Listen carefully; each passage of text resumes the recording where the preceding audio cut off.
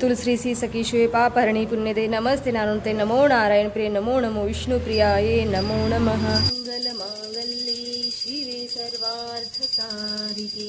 हे अन्नपूर्णा माता। हरे कृष्ण मैत्रिणो, स्वागत आहे तुम्हा सर्वांचं।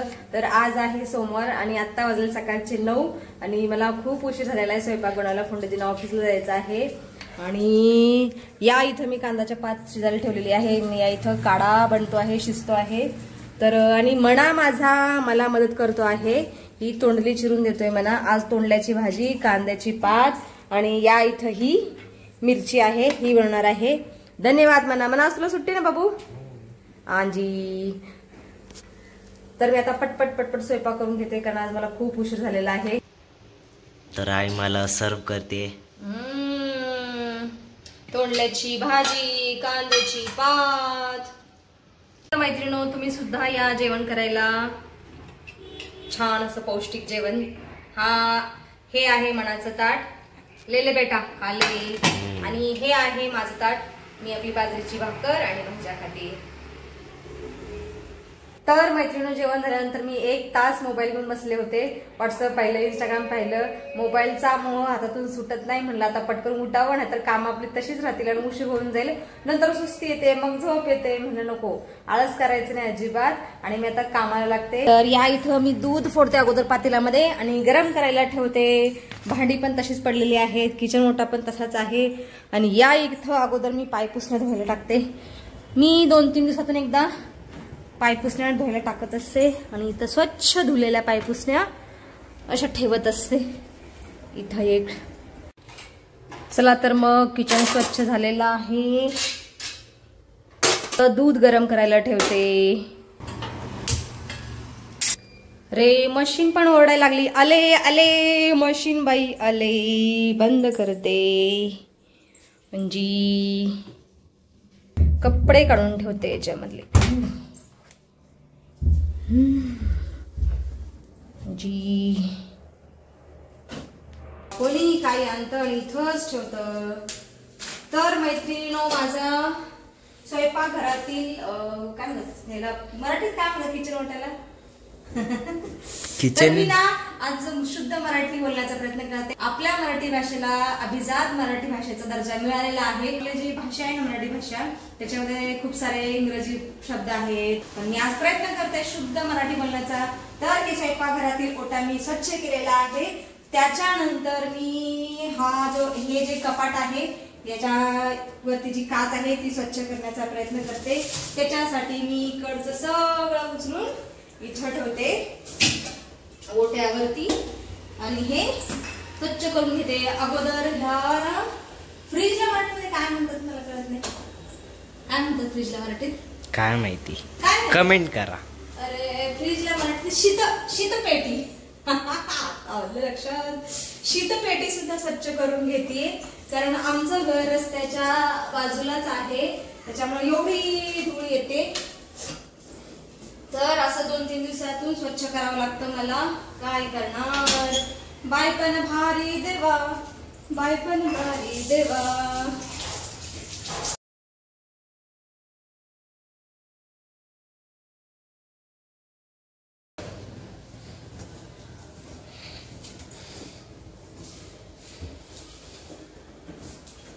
तर अशा प्रकारे माझं कपाटाच्या वरचं जे काच आहे ती स्वच्छ करून झालेली आहे। आणि आता मी वरती इथे एक कडापा आहे तो स्वच्छ करून घेते कारण त्याच्यावर पण खूप सारी धूळ येते। आणि इथे खिडकी आहे आणि सगळे सुकामेवा आहे तो काढते आणि हे स्वच्छ पुसून घेते।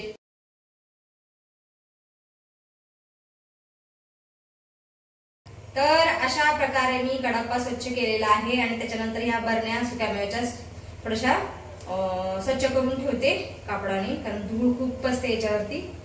तर काय करायचं, असं तर आहे, रस्त्याच्या कडेला बाजूला घर असलं की असं होतं। वरचा कडापा सुकल्यानंतर हे भरण्या ठेवून देते वरती। तर मैत्रिणींनो, स्वयंपाकघरातील सगळं काम संपल्यानंतर उरकल्यानंतर मी आता दुसरं काम करत आहे, तसं 4th-5व काम आहे।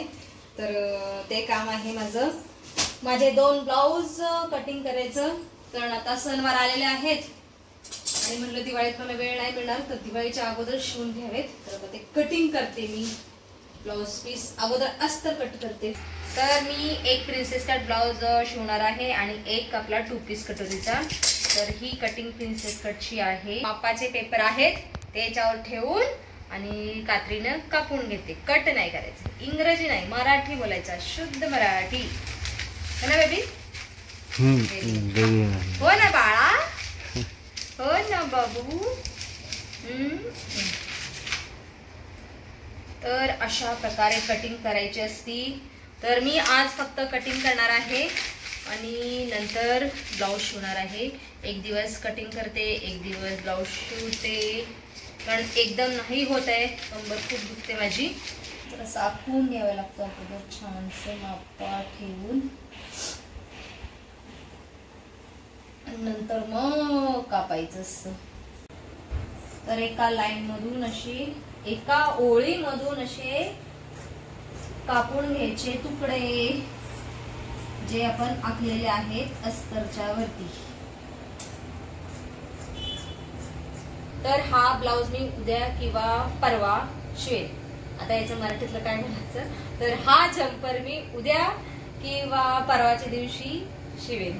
अस्तरचा ब्लाउज असेल ना तर असं डबल कटिंग, डबल शिलाई करावी लागते. तर याच्यात थोडंसं कष्ट जास्त आहे.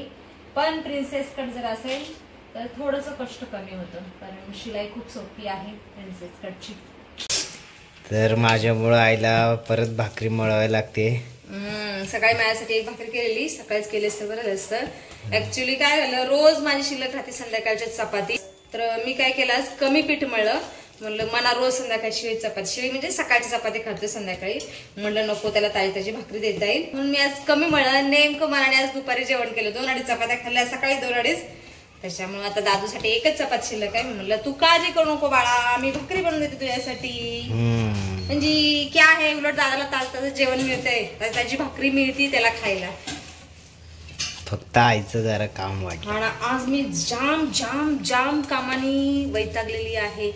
कारण आता बाजरी नीट करायचे. बाजरीचं 2-3 भाकरीचं पीठ शिल्लक होतं. म्हणजे आता कंटाळा आला तर उद्या दळायला टाकेन गिरणीमध्ये स्वतः घरच्या. पण आता आज बाजरी नीट करावंच लागेल मला. माझी बाजरी नीट करून झालेली आहे या इथं, आणि मी ह्या गिरणीमध्ये पण टाकलेली आहे. आणि आता बटन चालू करते. चलो फिर. एक बच्चा सो रहा है, एक पढ़ाई कर रहा है.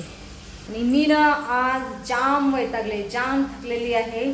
त्यामुळे मी आता थोडीशी कॉफी बनवून पिते. कधी कधी काय होतं, खूप कामं पडतात घरामध्ये. तर होतं असं, एखाद्या वेळेस होतं, कधी कधी आराम असतो, कधी कधी खूप कामं असतात. तर त्या व्हिडिओमध्ये इथंच थांबूया. तुम्ही इथपर्यंत व्हिडिओ पाहिल्याबद्दल तुमचं खूप खूप धन्यवाद. भेटूया आपण पुढच्या व्हिडिओमध्ये.